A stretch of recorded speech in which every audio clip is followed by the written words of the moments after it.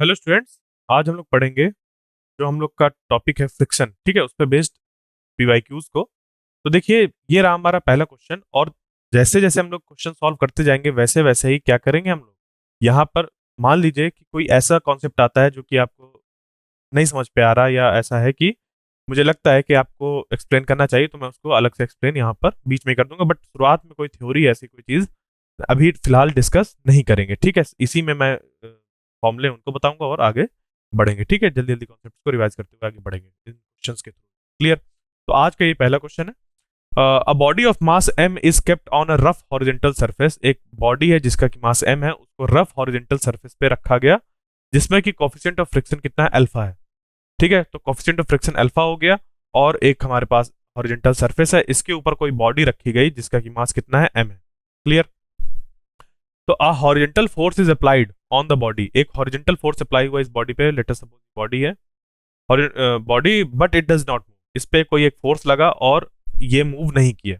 The resultant of normal reaction and the frictional force acting on the object is given by. तो देखो, जो resultant है normal reaction का और जो फ्रिक्शनल फोर्स एक्ट हो रहा है ऑब्जेक्ट के बीच में, उसका क्या होगा? रिजल्टेंट। देखिए, रिजल्टेंट। तो सिंपल सी बात यहां पर यह है कि आपको इन तीनों फोर्सेस के बारे में पता होना चाहिए। जो भी इन्होंने कहा कि एक फोर्स है हॉरिजेंटल जो कि अप्लाई किया जा रहा है, दूसरा है रिजल्टेंट, हमारा सॉरी ये हमारा नॉर्मल रिएक्शन, और तीसरा फ्रिक्शनल फोर्स के बारे में। तो इन तीन फोर्सेस को अगर आप जानते होंगे तो इससे आपको क्या पता चल जाएगा, जो भी इस पे पूछा गया है। ठीक है, तो इन्होंने पूछा है resultant of normal reaction and frictional force. मान लीजिए कि दो फोर्सेस ऐसे होते और इनका हमें रिजल्टेंट बताना होता, तो इसका रिजल्टेंट यहाँ कहीं बीच पर आता। ठीक है, तो अब हमें अगर ये पता चल जाए कि ये जो नॉर्मल फोर्स है वो किस तरफ है, नॉर्मल रिएक्शन फोर्स, और फ्रिक्शनल फोर्स किस तरफ है, तो हमारा काम बन जाएगा। क्लियर? साथ में इन्होंने दे रखा है कि and the frictional force acting on the object is given by. जो इस पे यहां पर जो फ्रिक्शनल फोर्स इस पे एक्ट हो रहा है वो कितना है? एफ है। तो the resultant of normal reaction and the frictional force acting on the object is given by F, where F is. यहां पर हमें एफ को ही फाइंड करना है कि एफ क्या होगा। तो ये इन्होंने दे दिया एफ का एक्सप्रेशन क्या होगा, हमें एक्सप्रेशन फाइंड करना है। तो एक बार इसको मैं फिर से समराइज कर दूं। A body of mass M, ठीक है, a body of mass M is kept on a rough horizontal surface. Rough यानी कि फ्रिक्शन मौजूद है। कोफिशिएंट ऑफ फ्रिक्शन अल्फा दिया हुआ है। तो आ हॉरिजेंटल फोर्स इज अप्लाइड। इस पे एक हॉरिजेंटल फोर्स अप्लाई किया गया इस डायरेक्शन में। ठीक है, इसका अगर नाम लिखना चाहें तो हम लोग ऐसे लिख सकते हैं, एफ हॉरिजेंटल डायरेक्शन में अप्लाई किया गया है, but it does not move. But हुआ क्या कि ये मूव नहीं किया। The resultant of normal reaction. अब नॉर्मल रिएक्शन का मीनिंग क्या है यहाँ पर समझिए। इस पे अगर एक फोर्स अप्लाई हुआ है इस तरह ऐसे एफ एच, और ये जो बॉडी है वो रखी हुई है जिसपे कि मास एम है, तो इसमें एक नीचे फोर्स लग रहा होगा जो कि होगा एम जी। कितना होगा? एम जी फोर्स एक्ट होगा। और जो रिएक्शन फोर्स है हमारा, ठीक है, नॉर्मल रिएक्शन, वो इस सरफेस के नॉर्मल होता है, जो कि यहाँ पर क्योंकि ना तो इधर मूव कर रहा है ना तो ये इधर मूव कर रहा है, वो किसके बराबर हो जाएगा? एम जी के बराबर हो जाएगा। यानी कि जो नॉर्मल रिएक्शन है वो हमारा एम जी के बराबर हो जाएगा। किस कंडीशन पे? स्टैटिक, यहाँ पर स्टैटिक इक्विलिब्रियम पे। ठीक है, क्यों? क्योंकि ये जो हमारा मास है वो इस डायरेक्शन में, वर्टिकल डायरेक्शन में किसी भी तरीके का मूव तो नहीं कर रहा है। क्लियर? तो ये हमारा हो गया नॉर्मल रिएक्शन फोर्स, जो कि कौन प्रोवाइड करता है? सरफेस प्रोवाइड करती है, इस ऑब्जेक्ट के ऊपर लगाती है। ठीक है, तो ये ऑब्जेक्ट इस सरफेस पे लगा रहा है एम जी, और सरफेस जो इस पे नॉर्मल डायरेक्शन पे लगा रही है वो हो गया एम जी। उसके बराबर ही हो गया, क्योंकि अभी किसी भी तरीके का यहाँ पर मूवमेंट नहीं है। क्लियर? और उसके बाद फिर बात आती है कि the resultant of normal reaction. तो ये तो हो गया normal reaction. And the frictional force acting on the object is given by. और इस पे जो फोर्स एक्ट हो रहा है, फ्रिक्शनल फोर्स एफ, तो उसका हमें रिजल्टेंट बताना है। ठीक है, उसका एक्सप्रेशन निकालना है। बस समझ पे आ गया? तो इन्होंने कह दिया कि जो रिजल्टेंट है वो नॉर्मल और फ्रिक्शनल फोर्स का किसी ऑब्जेक्ट में जो एक्ट हो रहा है वो है एफ। तो वेयर एफ इज, जहां पर एफ का एक्सप्रेशन क्या होगा? तो देखिए, फोर्स इस पे इधर अप्लाई हो रहा है, तो इस पे एक्ट हो रहा होगा एक फ्रिक्शनल फोर्स।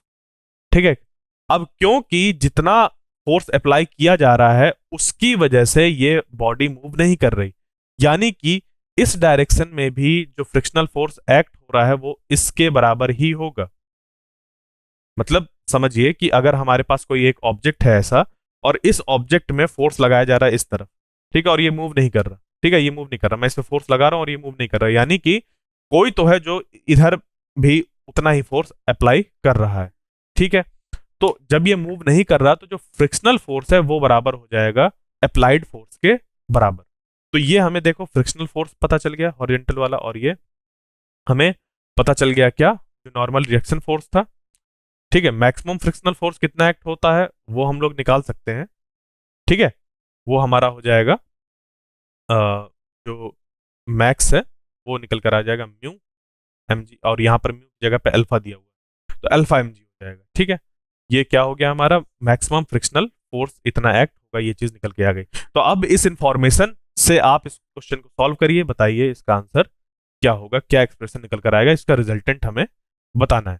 तो जो एफ है वो हमारा रिजल्टेंट है, और देखिए एफ को इन्होंने ऐसे मॉड कर दिया, यानी कि ये एफ की ही बात हो रही है, इसको वेक्टर पे लिखा और इसका मॉड लिया, यानी कि इसके मैग्नीट्यूड की बात हो रही है, ठीक है। तो ये जो होगा हमारा वो कुछ ऐसा बन जाएगा कि जो नॉर्मल रिएक्शन फोर्स है प्लस जो हमारा फ्रिक्शनल फोर्स है, ठीक है, ये चीज, ठीक है, यहां पर ये हो जाएगा।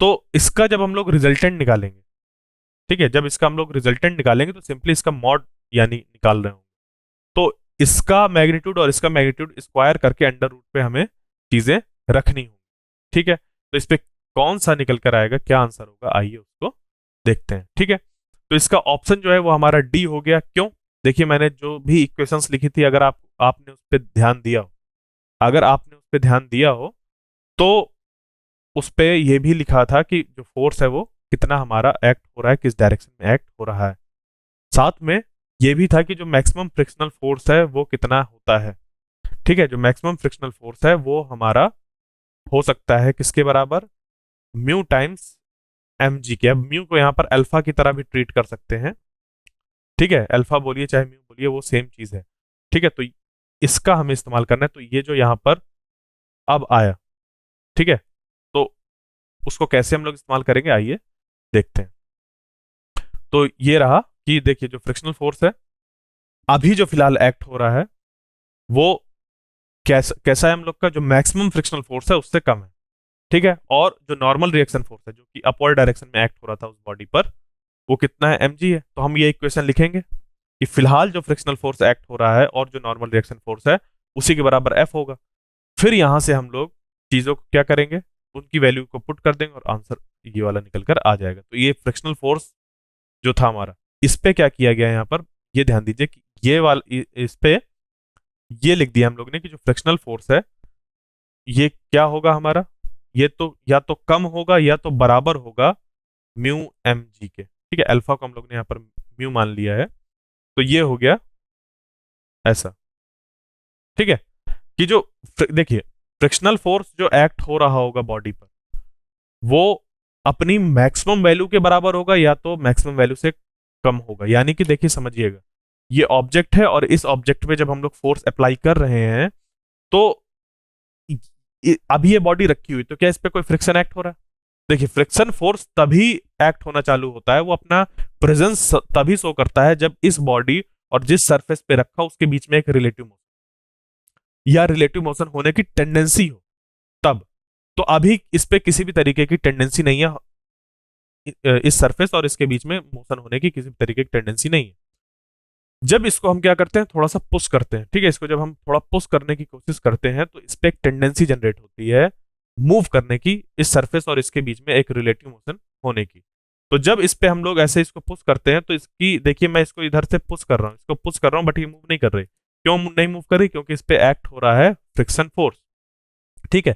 और जैसे जैसे मैं इस पे इसको बढ़ाता जा रहा हूँ, जैसे जैसे इस पे फोर्स बढ़ाता जा रहा हूँ, वैसे वैसे क्या होगा, इस पे फ्रिक्शन फोर्स अपनी मैक्सिमम वैल्यू की तरफ बढ़ेगा, और एक टाइम आएगा जब वो मैक्सिमम वैल्यू से ज्यादा मैं यहाँ पर फोर्स लगा दूंगा जिसकी वजह से ये मूव कर जाएगा, ठीक है। तो मैं एक फोर्स लगा रहा था, पहले थोड़ा सा लगाया, फिर और ज्यादा लगाया, फिर और ज्यादा लगाया, फिर और ज्यादा लगाया, तो फ्रिक्शन फोर्स भी अगर हम इधर बनाए तो फ्रिक्शन फोर्स भी इतना एक्ट हो रहा था, इतना एक्ट हो रहा था, ठीक है, फ्रिक्शन फोर्स इतना एक्ट हो रहा था, इतना एक्ट हो रहा था, इतना एक्ट हो रहा था। मान लीजिए जो मैक्सिमम फ्रिक्शन फोर्स एक्ट हो सकता था वो इतना ही था, ठीक है, इतना ही था। तो अब जब यहां पर हम फ्रिक्शन देखेंगे इस केस में, तो वो इतना ही होगा, इससे थोड़ा कम ही होगा, क्योंकि अब वो मोशन में आ गया है। ठीक है, काइनेटिक फ्रिक्शन वहां पर यूज होने लगता है, ये तो स्टैटिक फ्रिक्शन था, अब वहां पर काइनेटिक फ्रिक्शन यूज होने लगता है। तो अब हम जितना फोर्स लगा रहे हैं, उस फोर्स में से इतना हिस्सा क्या होगा, ये फ्रिक्शन फोर्स कैंसिल आउट कर देगा, तो जो नेट फोर्स बचता है वो इतना बचता है। तो बात समझ पे आई, जो फ्रिक्शन फोर्स होता है उसका एक लिमिटिंग वैल्यू होती है। तो वही चीज यहां पर रिप्रेजेंट करी गई है कि जैसे जैसे हम लोग फोर्स बढ़ाते जाएंगे फ्रिक्शन फोर्स बढ़ता जाएगा, बट इस वैल्यू से ज्यादा नहीं हो पाएगा, इस वैल्यू से कम ही रहेगा। इस वजह से ये क्वेश्चन निकल कर आ गया कि जो रिजल्टेंट होगा वो भी हमारा कितना होगा, कम ही होगा इस मैक्सिमम वैल्यू से। ठीक है, तो ये वाला ऑप्शन हमारा डी वाला ऑप्शन करेक्ट हो गया। चलते हैं नेक्स्ट प्रॉब्लम पर, प्रॉब्लम नंबर सेकंड आज की। तो which one of the following statement is incorrect, इसमें से कौन सा स्टेटमेंट जो है वो इनकरेक्ट है। क्या कहा इस पे कि rolling friction is smaller than sliding friction. ठीक है, तो रोलिंग इस पे इनकरेक्ट हमें बताना है। तो यहां पर पहला है कि rolling friction is smaller than sliding friction. Rolling friction क्या होता है, देखिए रोलिंग फ्रिक्शन का मीनिंग ये होता है कि मान लीजिए आपके पास एक स्फेयर है या एक व्हील है, तो आप क्या करिए, उस व्हील को समझिएगा, उस व्हील को जब आप क्या कर रहे हो, रोल करा रहे हो, क्या करा रहे हो, रोल करा रहे हो, यानी कि वो इस डायरेक्शन पे ऐसे घूमता हुआ आगे बढ़ता जाए, तो उसको मूव कराना आसान होता है। ठीक है, उसको मूव कराना आसान होता है, बजाय इसके कि आप इसको फिक्स कर दें और इसको घसीटते हुए ले जाएं। ठीक है, ऐसे स्किडिंग कराते हुए ऐसे ले जाएं, ठीक है, ऐसे रगड़ते हुए सरफेस पे ले जाएं। ठीक है, तो जब रगड़ते हुए जाते हैं उस समय जो फ्रिक्शन महसूस होता है वो ज्यादा होता है, और वही हमारा होता है स्लाइडिंग फ्रिक्शन। ठीक है, और जब ये रोल कर रहा होता है तो उस समय कहते हैं हम लोग रोलिंग फ्रिक्शन। तो रोलिंग फ्रिक्शन जो होता है वो कम होता है as compare to sliding friction, क्योंकि जब वो रोल कर रहा होता है, रोलिंग मोशन पे होता है, तो हम देखते हैं कि आसानी से वो कम फोर्स में भी उसको लुढ़काया जा सकता है और आसानी से वो करता हुआ चला जाता है। जबकि अगर उसको स्लाइड कराना होता है, ठीक है, स्किडिंग करानी होती है उसकी, तो उस पर क्या करना होता है, हमें लगातार फोर्स और बहुत ज्यादा फोर्स अप्लाई करना होता है। वो एक मान लीजिए बड़ा सा कोई पहिया है, बहुत बड़ा सा पहिया है, इतना बड़ा पहिया है किसी चीज का, और एक छोटा सा बच्चा है जिसकी की हाइट कितनी है, इस पहिए से मान लीजिए इस पहिए के बराबर ही है। ठीक है, एक बच्चा है जिसकी हाइट उसके जो यहाँ उसके सामने पहिया है उसके बराबर ही है। ठीक है, कुछ उसके बराबर ही है, तब भी ये बच्चा क्या कर सकता है, इसको मूव करा सकता है। ठीक है, इसको धक्का देगा और ये मूव कर जाएगा, इसको रोलिंग मोशन करा देगा और ये बढ़ जाएगा। ठीक है, बट अगर इसी बच्चे से इसको ऐसा इसको बना दिया जाए कि इसको स्किडिंग कराने के लिए कह दिया जाए कि इसको यहां से स्किड कराओ, स्लाइड कराओ, तो ये बच्चा शायद ना कर पाए। ठीक है, क्यों ऐसा ना कर पाए, क्योंकि जो यहाँ पर फ्रिक्शन है वो जो अपोज कर रहा है, रोलिंग फ्रिक्शन होता है कम और स्लाइडिंग फ्रिक्शन होता है ज्यादा। ठीक है, तो जो अपोज कर रहे होंगे इसको स्लाइडिंग फ्रिक्शन के समय, जो फ्रिक्शन फोर्स है वो ज्यादा होगा स्लाइडिंग के दौरान, स्लाइडिंग फ्रिक्शन ज्यादा और रोलिंग फ्रिक्शन कम, इस वजह से उसको रोल कराना आसान होता है। तो ये तो हमारा करेक्ट है, ये वाला जो ऑप्शन है वो हमारा करेक्ट है, ये बिल्कुल सही है। सही मतलब कि ये जो ऑप्शन है उसकी जो मीनिंग दी हुई है वो सही है, जबकि हमें इनकरेक्ट ढूंढना है। फिर क्या है, limiting value of static friction. Static friction यानी कि जब तक बॉडी मूव करना नहीं चालू करती है, जैसे मैंने अभी बताया। ठीक है, तो इसमें क्या होता है, मान लीजिए आपने पहले इतना फोर्स लगाया, ये बॉडी नहीं मूव करी, आपने फिर इतना फोर्स लगाया, ये बॉडी नहीं मूव करी, आपने फिर इतना फोर्स लगाया और ये बॉडी मूव करने लगी। उसके बाद जो आप यहां पर फ्रिक्शन महसूस करेंगे वो इस मैक्सिमम फ्रिक्शन से कम होता है। ठीक है, तो इसको हम लोग कहते हैं स्टैटिक फ्रिक्शन। ठीक है, इसको क्या कहते हैं, स्टैटिक फ्रिक्शन। क्लियर, और ये जो स्टैटिक फ्रिक्शन है हमारा एक तरीके का स्लाइडिंग फ्रिक्शन वाला ही जैसा कुछ है। ठीक है, स्लाइडिंग फ्रिक्शन में ही है कि जब तक ये रुका हुआ है तब तक स्टैटिक फ्रिक्शन हमारा अप्लाई हो रहा है, और जैसे ही मूव करना चालू करता है तो ये जो वैल्यू होती है थोड़ी कम हो जाती है इस फ्रिक्शन की, जिसको हम लोग कहते हैं काइनेटिक फ्रिक्शन। ठीक है, मतलब ऐसा होता है ना कि कोई चीज जब रुकी रहती है एकदम, तब उसको मोशन में लाना थोड़ा मुश्किल होता है, बट एक बार जब वो मोशन में आ जाती है, भले वो स्लाइड कर रही हो, जब एक बार वो मोशन में आ जाती है तो उस पर फिर धक्का लगाते हुए उसको मूव कराना आसान होता है। कभी घर की सफाई में अगर आपकी मम्मी ने कहा हो कि बेटा देखो ये जो यहाँ पर बॉक्स रखा है, ट्रंक बॉक्स रखा है, यानी बक्सा जिसे हम घर में कहते हैं, कह दिया उसको, इसको खिसका के दूसरे कोने पे ले जाओ कमरे के। तो आपने उसको जोर लगाया और मूव कराने की कोशिश करी, पहले तो मूव नहीं हुआ, बट अगर एक बार मूव हो जाता है तो फिर उसको मूव कराना आसान होता है। याद करिए इस चीज को, अगर नहीं किया तो करिए, ठीक है। या कोई भी दूसरा ऑब्जेक्ट ले लीजिए, आप उसको महसूस करिए कि जब आप मूव कराने की कोशिश करेंगे, रुका हुआ है जब, तो आपको थोड़ा वैल्यू ज्यादा लगानी पड़ेगी फोर्स की। बट अगर एक बार मूव करने लगा तो फिर उससे थोड़ी वैल्यू कम ही लगानी पड़ती है उसको मूव कराने के लिए, ठीक है। ये चीज तो limiting value of static friction में ये होता है, इसकी बात होती है, ये जो मैक्सिमम वैल्यू हम लोग कर सकते हैं। तो ये जो देखो limiting value of static friction होती है, इस पे लिखा हुआ है is directly proportional to normal reaction. तो क्या जो हमारी लिमिटिंग वैल्यू होती है वो डायरेक्टली प्रोपोर्शनल होती है नॉर्मल रिएक्शन की, यानी कि जैसे जैसे नॉर्मल रिएक्शन बढ़ता जाएगा वैसे वैसे लिमिटिंग वैल्यू बढ़ती जाएगी, बिल्कुल। जब हमारा लिमिटिंग वैल्यू ऑफ है यानी कि एफ एस मैक्स, ठीक है, मैक्सिमम जो वैल्यू है वो प्रोपोर्शनल होती है नॉर्मल रिएक्शन फोर्स के, यानी कि जैसे ये ऑब्जेक्ट है, ये ऐसे रखा हुआ है, अब मैं चाहता हूं कि ये मूव ना करे, तो मैं क्या करूंगा, इस पे ऊपर से ऐसे फोर्स लगाऊंगा, जिसकी वजह से इस पे ये नॉर्मल रिएक्शन फोर्स बढ़ जाएगा, तो सरफेस इस पे लगा देगी नॉर्मल रिएक्शन फोर्स ज्यादा जब मैं इसको प्रेस करूंगा। तो मकसद यहां पर हमारा क्या है, नॉर्मल रिएक्शन फोर्स बढ़ाने का, जिससे कि जो इस पे लगने वाला फ्रिक्शनल फोर्स है उसकी लिमिटिंग वैल्यू जो है, ये मैक्सिमम वाली जो वैल्यू है वो बढ़ जाए। क्योंकि जब मैंने मान लीजिए इसको ऐसे ऊपर से इसका नॉर्मल रिएक्शन फोर्स बढ़ाया इसको दबाकर, फिर इसको ऐसे धक्का लगाऊंगा, तो क्या होगा, ये मूव नहीं करेगा, ठीक है, ये मूव नहीं करेगा। जैसे कि मैं इस पे करूं इसको, तो ये मूव नहीं करेगा, और इसके ऊपर से मैं इसका नॉर्मल रिएक्शन ऐसे ऊपर से दबाऊं तो इसका जो इस पे लगने वाला फोर्स है वो बढ़ेगा, और फिर जो सरफेस है वो उसको नॉर्मल रिएक्शन फोर्स प्रोवाइड करेगा, जिससे कि जो फ्रिक्शन फोर्स है वो बढ़ जाएगा, ठीक है। तो ये भी हमारा करेक्ट है। उसके बाद है coefficient of sliding friction has dimensions of length. जो कोफिशिएंट ऑफ स्लाइडिंग फ्रिक्शन होता है उसका डायमेंशन लेंथ के बराबर होता है। तो क्या ऐसा होता है, coefficient of sliding friction has dimensions of length. देखिए यहां पर ये ये तो प्रोपोर्शनलिटी का साइन है, क्या है, ये प्रोपोर्शनलिटी का साइन है। तो F S max is equal to जो हमारा होता है वो होता है म्यू एन, ठीक है, ये होता है। अब देखिए यहां पर इन्होंने लिखा coefficient of sliding friction has dimensions of length. देखिए कोफिशिएंट है जो है यहां पर, उसका कोई डायमेंशन नहीं होगा। क्यों नहीं होगा, वो इस वजह से नहीं होगा क्योंकि देखिए इक्वल के दोनों तरफ सेम तरीके की क्वांटिटी होनी चाहिए। यहां पर फोर्स है और यहां पर भी फोर्स है, तो जब दोनों तरफ फोर्स मौजूद है तो यहां पर जो भी क्वांटिटी होगी वो डायमेंशन लेस होगी। क्या होगी, डायमेंशन लेस होगी, ठीक है। तो यहां पर जो दिया हुआ है कि coefficient of sliding friction as dimensions of length, ये हो जाएगा हमारा रॉन्ग, ये रॉन्ग हो जाएगा, ये क्या हो जाएगा, रॉन्ग हो जाएगा। क्लियर, ये हमारा रॉन्ग हो जाएगा। यानी कि अब देखिएगा, समझिएगा, क्वेश्चन में पूछा था कि which one of the following statements is incorrect, तो हम कह देंगे देखिए ये वाला जो है उसमें चीजें गलत दी हुई, इसमें जो चीजें दी हैं वो इनकरेक्ट दी हुई हैं, और आपने पूछा यही वाला था, इस वजह से ये वाला आप और जो ऑप्शन है वो टिक करके आएंगे, ठीक है, गलत मत कर दीजिएगा।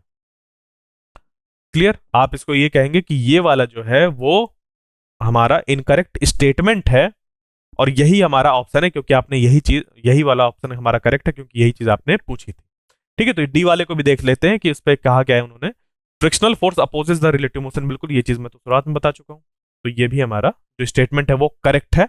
और इन चार ऑप्शंस में से इस क्वेश्चन के अकॉर्डिंग जो हमें आंसर देना है वो है ये सी वाला, कि coefficient of sliding friction has dimensions of length. ऐसा नहीं होता है, इनकरेक्ट स्टेटमेंट बताना तो हमने बता दिया, तो ये सी वाला ऑप्शन करेक्ट हो गया। क्लियर, अब बढ़ते हैं आगे और नेक्स्ट प्रॉब्लम को सॉल्व करते हैं। A block of mass m is placed on a smooth inclined wedge ABC of inclination theta as shown in the figure। तो एक ब्लॉक है जिसका कि मास m है, जिसको कि एक स्मूथ यानी कि यहां पर किसी भी तरीके का फ्रिक्शन मौजूद नहीं, उसको कंसीडर नहीं कर रहे। तो a block of mass m is placed on a smooth inclined wedge ABC of inclination theta. जो यहां पर इंक्लिनेशन है वो कितना है, थीटा है इंक्लिनेशन, ठीक है, as shown in the figure। The wedge is given an acceleration a। जो ये वेज है इसमें एक एक्सेलरेशन a एक्ट हो रहा है। towards the right. So the relation between a and theta for the block to remain stationary on the wedge is. अब देखिए यहां पर सिंपल सी चीज है कि अगर ये इस डायरेक्शन पे क्या कर रहा होगा, एक्सेलरेट कर रहा होगा, ठीक है, तो आप इसको ऐसा समझिए कि इनर्शिया के कारण ये इसी प्लेस में रहने की कोशिश करेगा। तो जब ये इसी प्लेस में रहने की कोशिश करेगा और इस पे इधर ये एक्सेलरेशन एक्ट हो रहा है, यानी कि एक तरीके से देखने में ऐसा लगेगा कि इस मास पर इस डायरेक्शन पे एक्सेलरेशन एक्ट हो रहा है ए। ठीक है, क्या एक्ट हो रहा है, एक्सेलरेशन ए एक्ट हो रहा है इस डायरेक्शन, यानी कि इस पे जो फोर्स एक्ट हो रहा है वो एम ए फोर्स एक्ट हो रहा है इस डायरेक्शन पे। तो इस एम ए फोर्स को, और यहां पर एक एम जी है, एम जी एक्ट हो रहा है, तो इस पे देखिए अगर इसको स्लाइड होना है तो इस पे लगेगा फोर्स एक इस डायरेक्शन, ठीक है, और इसको काउंटर बैलेंस करने के लिए यहां पर एक फोर्स होना चाहिए इस डायरेक्शन पे, हाँ है ना। तो ये जो हमारा एम ए है इसके हम क्या कर देंगे, कंपोनेंट्स को ब्रेक कर देंगे, फिर देखेंगे कि कैसे हमारा ये जो फोर्स है एक दूसरे को काउंटर बैलेंस कर रहा है, क्योंकि हमें रिमेन स्टेशनरी की बात करनी है। तो देखिए इस मास एम ए पर दो फोर्स एक्ट हो रहे हैं, एक तो एम ए और दूसरा एम जी। तो एम जी क्या करेगा हमारा, एम जी इसको नीचे ले जाने की कोशिश करेगा। क्यों, क्योंकि देखिए यहाँ पर जो यहाँ पर ये एंगल फॉर्म हो रहा है, ये कितना फॉर्म हो रहा है, ये वाला एंगल, ये फॉर्म हो रहा है हमारा 90 माइनस थीटा। कितना है, 90 माइनस थीटा। कैसे, ये वाला एम जी हो गया, ये वाला ये जो फोर्स है वो हो गया, और ये तो एंगल पहले से थीटा दिया हुआ है, तो ये वाला जो एंगल हो जाएगा वो हो जाएगा 90 माइनस थीटा। ठीक है, तो यहां पर ये एंगल हो गया 90 माइनस थीटा। ठीक है, ये बात समझ पे आ गई। तो बस इन्हीं चीजों को हमें ध्यान में रखते हुए ये जो हमारा सॉल्यूशन है उसको हमें देना है। ठीक है, ये चीज क्लियर। ये रहे इसके ऑप्शंस, और बताइए इस पे कौन सा ऑप्शन करेक्ट होगा। ठीक है, एक्सेलरेशन और इसके बीच में तो सिंपली ये है, मैं फिर से थोड़ा सा बता दूं कि इस बॉडी पर एम जी इधर एक्ट हो रहा है, और जो एक्सेलरेशन एक्ट होगा वो उसकी वजह से जो फोर्स है वो इधर, यानी कि जब वो जो वेज है वो इधर मूव कर रहा है तो इस पे एक्सेलरेशन इधर एक्ट होगा। जो इस पे एम जी का कंपोनेंट होगा इस डायरेक्शन पे, ठीक है, एम जी का कंपोनेंट जो होगा इस डायरेक्शन पे वो क्या कर रहा होगा, इसको स्लाइड कराने की कोशिश कर रहा होगा नीचे। ठीक है, समझिएगा। और इसका एक कंपोनेंट इधर ब्रेक होगा, यानी कि mg के अगर मैं दो कंपोनेंट्स ब्रेक कर दूं, एक इधर और एक, देखिए ये वाला जो एंगल है वो हो जाएगा हमारा थीटा, ये वाला एंगल हो जाएगा थीटा। क्यों, क्योंकि ये वाला एंगल जो है वो है 90 माइनस थीटा। ठीक है, कैसे निकल कर आया, अभी बताया था मैंने, ये वेज यहाँ पर फॉर्म हो रही थी ना ऐसे, तो वेज पे ये वाला एंगल थीटा था। ठीक है, वेज ऐसे फॉर्म, कुछ ऐसे ऐसे करके ऐसे, तो यहाँ पर थीटा था और यहाँ पर हमारा ऐसा। अब ये चीज, अब देखिए अब क्या हो जाएगा। ठीक, तो इसका जो हमारा जो ऑप्शन बनेगा वो कौन सा हो जाएगा, वो हमारा सी वाला ऑप्शन करेक्ट हो जाएगा, जहां पर ये है कि a is equal to g tan theta. ठीक है, ये है। तो अब इसके अकॉर्डिंग जब हम लोग देखें, जो भी मैंने अभी डिस्कस किया, जो भी चीजें बताई, तो देखिए सिंपली यही बना कि ये हमारा ब्लॉक है, इस पे इधर एम जी एक्ट हो रहा है और इधर एम ए लग रहा है। ठीक है, अब इसका हम लोग एम ए का एक कॉस थीटा कंपोनेंट निकाल लेंगे, जो ये हो जाएगा एम ए कॉस थीटा इधर, क्योंकि ये थीटा एंगल इधर बन रहा है, तो ये हो गया एम ए कॉस थीटा। और इधर अब ये इधर एम जी है, ठीक है, तो एम जी यहाँ पर ये हो जाएगा एम जी साइन थीटा। ठीक है, ये हो जाएगा एम जी साइन थीटा। तो देखिए एम जी साइन थीटा और जो एम ए कॉस थीटा है ये क्या हो जाएंगे, एक दूसरे को बैलेंस आउट करेंगे। तो M A cos theta is equal to हो जाएगा एम जी साइन थीटा। ठीक है, तो यहां से हमारा निकल कर आ गया कि a is equal to g tan theta, ये निकल कर आ गया। तो इस हिसाब से हमारा जो सी वाला ऑप्शन है वो करेक्ट हो गया। क्लियर। नेक्स्ट प्रॉब्लम देखते हैं। तो अब देखिए इस पे क्या दिया हुआ है, a block A of mass m1 rest on horizontal table. एक हॉरिजेंटल टेबल है हम लोग की, तो उस हॉरिजेंटल टेबल में क्या है कि एक मास m1 रखा हुआ, ठीक है, एक मास m1 रखा हुआ है। A light string connected to it passes over a frictionless pulley at the edge of table, and from its other end another block B of mass m2 is suspended। तो एक लाइट स्ट्रिंग जो कि connect की गई है इससे, वो एक फ्रिक्शनलेस पुली जो कि इस टेबल के एज पे लगी हुई है, ऐसे लगी हुई pulley, from its other end block b of mass m2 is suspended. तो ये m1 है, इस m1 पे एक लगी है स्ट्रिंग और ये नीचे जाकर टंगा हुआ है नीचे m2। ठीक है, तो the coefficient of kinetic friction between the block and the table is, और इस पे दिया हुआ है the coefficient of kinetic friction m1, जो हमारा ये ब्लॉक है उस पे और टेबल के बीच में है म्यू के, कितना है म्यू के, ठीक है, काइनेटिक फ्रिक्शन की बात हो रही है, उसके काइनेटिक फ्रिक्शन के कोफिशिएंट की। तो when the block A is sliding on the table, जब ये ब्लॉक ए जो है, ये ब्लॉक ए वाला जो है ये स्लाइड कर रहा है टेबल पे, तो the tension in the string is, इस स्ट्रिंग में टेंशन कितनी होगी ये हमें बतानी है, ठीक है। तो देखिए अगर यहां पर ये चीज मूव कर रही है, यानी कि हमें सबसे पहले क्या करना होगा, इस पे देखना होगा कि जो सारी चीजें हैं उस पे फोर्स किधर एक्ट हो रहा है और टेंशन किधर एक्ट हो रहा है। तो देखिए सिंपल सी बात है कि अगर ये जो m1 है वो इधर मूव कर रहा है, ठीक है, अगर ये m1 इधर मूव कर रहा है तो इसमें क्या लग रहा होगा, एक फोर्स एक्ट हो रहा होगा, एक रिजल्टेंट फोर्स एक्ट हो रहा होगा, ठीक है। और ये जो रिजल्टेंट फोर्स इधर होगा वो किस वजह से होगा, क्योंकि ये स्ट्रिंग इधर पुल कर रही होगी, और ये स्ट्रिंग इसको कैसे पुल करेगी, ये स्ट्रिंग इसको पुल करेगी टेंशन की वजह से, ठीक है।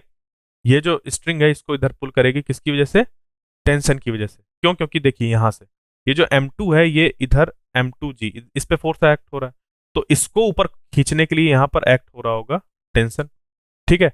अब ये जो टेंशन यहां पर एक्ट हो रहा है वो इधर पर एक्ट होगा इस डायरेक्शन पे, जो कि इसको खींचेगा, ठीक है।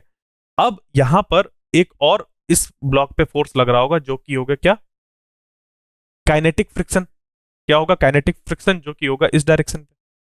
क्लियर, बात समझ पाए, यानी कि यहां पर जो है, यहां पर जो एक्सेलरेशन होगा वही एक्सेलरेशन इधर होगा, क्योंकि ये सब कैसा है, एक स्ट्रिंग से कनेक्टेड है। तो हम इस बॉडी पर और इस बॉडी पर फोर्सेस देखेंगे, एक्सेलरेशन निकालेंगे और उनको बराबर कर देंगे, जिससे कि हमारे टेंशन की वैल्यू निकल कर आ जाएगी। बात समझ गए, यहां पर इस टेंशन की वजह से ये इधर मूव कर रहा है और जो काइनेटिक फ्रिक्शन है उसकी वजह से ये इधर अपोज हो रहा है, ठीक है। और सेम चीज यहां पर होगी कि m2g इधर फोर्स एक्ट हो रहा है, टेंशन इसको स्ट्रिंग पर उधर डेवलप हो रही होगी, बट क्योंकि ये इधर मूव कर रहा है तो इसका जो वैल्यू होगा वो ज्यादा होगा, और क्योंकि ये सब के सब एक साथ बंधे हुए हैं, एक स्ट्रिंग से बंधे हुए हैं, तो जिस एक्सेलरेशन से ये मूव कर रहा होगा उसी एक्सेलरेशन से ये मूव कर रहा होगा। यानी कि कुछ ऐसा है जैसे कि आप और आपके फ्रेंड कैसे हो, स्ट्रिंग से बंधे हो, एक स्ट्रिंग से, तो जिस स्पीड से वो मूव करेगा, जिस जैसा एक्सेलरेशन वो शो करेगा वैसे ही आपको ही शो करना पड़ेगा, तभी ये इस स्ट्रिंग पे टेंशन बरकरार रहेगा, ठीक है। क्योंकि जैसे ही आप और आपके बीच, आपके और आपके दोस्त के बीच में किसी भी तरीके से चीजें चेंज हुई तो इस पे टेंशन फिर बरकरार नहीं रह जाएगा, ठीक है। तो ये चीज हमें ध्यान देना होता है। तो यहाँ पर टेंशन लगातार बरकरार है क्योंकि इस पे मोशन हो रहा है, तो जो इसका एक्सेलरेशन है और इसका एक्सेलरेशन सेम होगा, तो हम लोग क्या करेंगे, यहाँ पर निकाल लेंगे m2g अपोजिट डायरेक्शन में माइनस टी। अब देखो क्योंकि इधर मूव कर रहा था तो मैंने माना कि ये जो फोर्स है वो ज्यादा ही होगा क्योंकि इधर मूव कर रहा है, ऑब्वियस सी बात है। तो m2g minus T is equal to हो जाएगा m2a, ठीक है, ये इक्वेशन बनी। यहां से अब बनाएंगे तो ये हो जाएगी, इधर देखो टेंशन ज्यादा होगा इस पे, तो t माइनस m1, और इस पे जो हमें सॉरी यहां पर जो फोर्स लग रहा है वो कितना है, देखिए फ्रिक्शनल फोर्स है ना, F के kinetic friction is equal to m1a, यही होगा। अब इस एफ के की वैल्यू जो होगी वो हमारी हो जाएगी किसके बराबर, म्यू के और एम जी के। म्यू के एन होता है, तो एन हमारा नॉर्मल फोर्स, यानी कि देखिए वर्टिकल डायरेक्शन में किसी भी तरीके का मोशन नहीं है, तो इधर जो नॉर्मल होगा वो एम जी के बराबर होगा, इधर m1g एक्ट हो रहा है तो नॉर्मल इसके इसके बराबर होगा, नॉर्मल फोर्स, ठीक है। तो यहां से ये बराबर हो जाएगा n is equal to m1g के, तो यहां पर जब पुट करेंगे तो ये हो जाएगा म्यू के m1g, ये हो गया f के। इसको यहां पर पुट करिए तो ये हो जाएगा t माइनस म्यू के m1g is equal to m1a। बस अब यहां से a की वैल्यू निकाल कर यहां पर पुट कर दीजिए, आपका काम बन जाएगा, क्योंकि हमें यहाँ पर टेंशन फाइंड करना है, तो a की वैल्यू यहाँ से निकालेंगे, जिस पे पुट करेंगे हमारा काम बन जाएगा। ये दो इक्वेशंस हैं, ठीक है। तो बस इसी चीज को हमें सॉल्व करना है और बताना है कि क्या आंसर निकल कर आएगा। देखिए ये आपके पास ऑप्शंस है ए बी सी डी, कौन सा ऑप्शन करेक्ट होगा, ठीक है, बताइए। अब इस पे हम ध्यान दीजिएगा इसको सॉल्व करते हुए, ठीक है। वो दो इक्वेशन हमने लिख दी, ये और ये, इन इक्वेशंस का यूज करके ही आपको आंसर निकालना है। क्या यूज हुआ कॉन्सेप्ट वो बता दिया। तो अब क्या करेंगे, सिंपली यहाँ पर देखिए इसका आंसर देखते हैं, अब हम लोग आगे सॉल्व करते हैं। तो जिसका ऑप्शन है वो है बी, ठीक है, ये वाला। तो ये कैसे निकल कर आया, बी वाला ऑप्शन हमारा कैसे करेक्ट है, आइए उसको देखते हैं। उन्हीं क्वेश्चंस को हम लोग सॉल्व करेंगे। तो ये हमारी क्वेश्चंस बन गई, ठीक है। ये एक क्वेश्चन, ये पहली वाली ये हो गई और दूसरी वाली ये हो गई। कैसे हुआ समझ पे आ गया ना, क्योंकि एक्सेलरेशन देखो फाइनल इधर एक्ट हो रहा है, ठीक है। यानी कि मान लीजिए आप हैं और आपके हाथों को दो बच्चों ने पकड़ रखा है, एक जो है वो आपको उधर पुल कर रहा है और एक इधर पुल कर रहा है।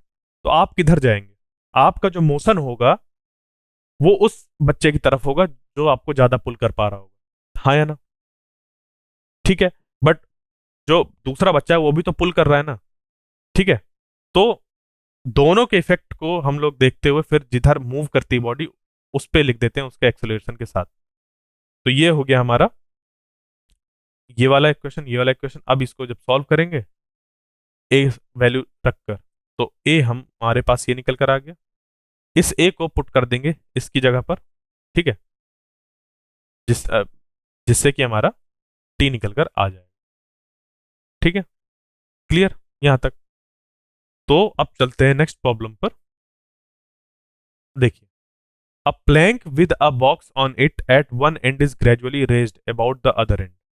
एक प्लैंक जिसपे कि बॉक्स रखा हुआ है एक साइड पर, उसको ग्रेजुअली उठाया गया, धीरे धीरे ऐसे उठा दिया गया अबाउट द अदर एंड, इस एंड के अबाउट। यानी कि मान लीजिए कि एक प्लैंक ऐसे रखा हो, यहां पर कोई ऑब्जेक्ट रखा है और आपने इसको क्या किया, ग्रेजुअली ऐसे उठा दिया, ठीक है।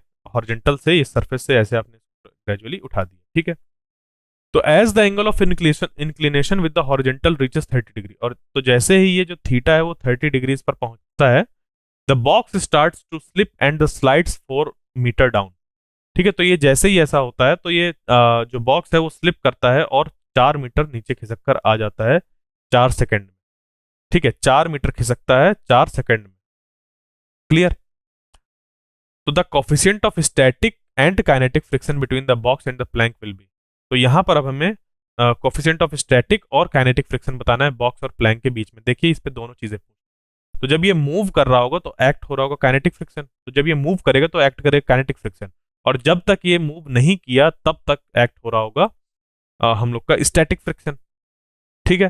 तो हम लोग इस एंगल पर 30 डिग्री पर ही कैलकुलेट करेंगे इसकी इक्विलिब्रियम पोजिशन को, कि इस पे कितना जो फ्रिक्शनल फोर्स था वो एक्ट हो रहा था। तो मान लीजिए कि ये वेज है तो इस पे जो फ्रिक्शनल फोर्स एक्ट होगा वो इधर एक्ट होगा, ठीक है। और उसको हम लोग अगर लिख दें एफ एस, तो वो हो जाएगा, अभी क्योंकि इस जगह पर मैक्सिमम फ्रिक्शन फोर्स इस पे लग रहा है, तो इसको हम लोग बराबर कर देंगे म्यू एस एन के, ठीक है, म्यू एस एन के। इसको कर दिया और इसी समय पर ये जो एम जी साइन थीटा वाला कंपोनेंट है ये इसके बराबर हो जाएगा एम जी साइन थीटा, और जो इसका एम जी कॉस थीटा होगा, एम जी कॉस थीटा, ये कैसे हुआ समझ पे आ गया ना, ये वाला एंगल थीटा हो गया, तो एम जी कॉस थीटा, ठीक है, ये चीज। तो अब देखिए यहां पर इन्हीं चीजों का हम लोग इस्तेमाल करेंगे यहाँ पर। तो ये देखिए ये हो गया एम जी साइन थीटा, और थीटा यहाँ पर कितना था, 30 डिग्री। तो इस केस में जो एम जी है वो बैलेंस आउट करेगा इसके नॉर्मल फोर्स, ठीक है। जो एम जी कॉस थीटा है वो बैलेंस आउट करेगा इसके नॉर्मल फोर्स को, और जो एम जी साइन थीटा है वो बैलेंस आउट करेगा इसके फ्रिक्शनल फोर्स, ठीक है। तो ये किसके बराबर हो गया यहाँ पर, म्यू एस एन के। तो इस एन की वैल्यू यहाँ पर पुट कर देंगे तो ये हो जाएगा एम जी कॉस, ये M G sine theta is equal to mu S N की जगह पर आ जाएगा एम जी कॉस थीटा, ठीक है। ये हो गया। अब यहां से हम लोग सिंपली निकाल सकते हैं कि tan theta is equal to mu S, यानी कि टेन थर्टी, ठीक है। तो देखिए इसको मैंने पूरा आपको सॉल्व करके इसलिए दिखाया कि इन केस अगर आप भूल जाते हैं कि इस तरीके के क्वेश्चंस पे हम लोग direct mu S is equal to tan theta निकालते हैं, तो आप कैसे निकालेंगे, ठीक है। तो ये निकल कर आ गया। टेन थर्टी की वैल्यू कितनी होती है, टेन थर्टी की वैल्यू होती है हमारी 1/√3, ठीक है। जब ये 30 डिग्रीज है तो म्यू एस की जो वैल्यू निकल कर आ गई वो कितनी हो गई, 1/√। ठीक है। अब उसके बाद ये क्या हुआ कि ये स्लिप कर रहा है और स्लाइड किया इसने 4 मीटर 4 सेकंड में, 4 मीटर इसने स्लाइड किया 4 सेकंड में। तो अब हम लोग इस पे क्या करेंगे कि इसको मान लेंगे कि ये जो ऐसा था, ऐसे रखा हुआ था, तो ये क्या किया, इस पे एक फोर्स एक्ट हुआ, एक रिजल्टेंट फोर्स इस पे एक्ट हुआ। मान लीजिए इसका जो मास है वो m है, तो इस पे एक रिजल्टेंट फोर्स एक्ट हुआ ma। कितना एक्ट हुआ, ma इस पे एक्ट हुआ। अब ये किसकी किसकी वजह से हुआ होगा, देखिए इस तो यहां से इसकी वजह पहले ये, इसमें हमारा mg साइन थीटा एक्ट, ठीक है, क्या एक्ट हो रहा है, mg साइन थीटा। अब ये जो mg साइन थीटा है, यहां पर जब ये अपनी स्टैटिक फ्रिक्शन वाली कंडीशन को छोड़ के काइनेटिक फ्रिक्शन पे जाएगा, तो उस केस में ये क्या हो जाएगा, यहां पर एफ के इज इक्वल टू म्यू के एन। ठीक है, क्या हो जाएगा, म्यू के एन। यानी कि अब ये जो फोर्स है ये क्या कर रहा है, M G sine theta move करा रहा है इसको, और इसको अपोज कौन कर रहा है, अपोज कर रहा है म्यू के एन। ठीक है, ये नॉर्मल इधर बाकी चीजें सेम है, म्यू एन इधर, और इतना ही बराबर हो जाएगा हमारा एम ए के। किसके बराबर हो जाएगा, एम ए के। तो हम लोग यहां से क्या करेंगे, जो ए की वैल्यू है उसको पुट कर देंगे यहां पर। तो ए की वैल्यू कैसे निकल कर आएगी, ये 4 मीटर पर सेकेंड स्क्वायर होता है ना, तो यानी कि टाइम का स्क्वायर करना पड़ेगा। तो ये कितना बन जाएगा, 1/4। ठीक है, 1/4 मीटर पर सेकेंड स्क्वायर, यानी कि 0.25 मीटर पर सेकेंड स्क्वायर, या सिंपली 1/4 मीटर पर सेकेंड स्क्वायर भी यूज कर सकते हैं। तो देखिए यहां पर अब हम लोग क्या करेंगे, जो एन की वैल्यू है, एन की वैल्यू तो रहेगी हमारी एम जी कॉस थीटा के बराबर ही। जो एन है, ये एन कहाँ गया, ये एन है, ये तो एन बराबर ही रहेगा।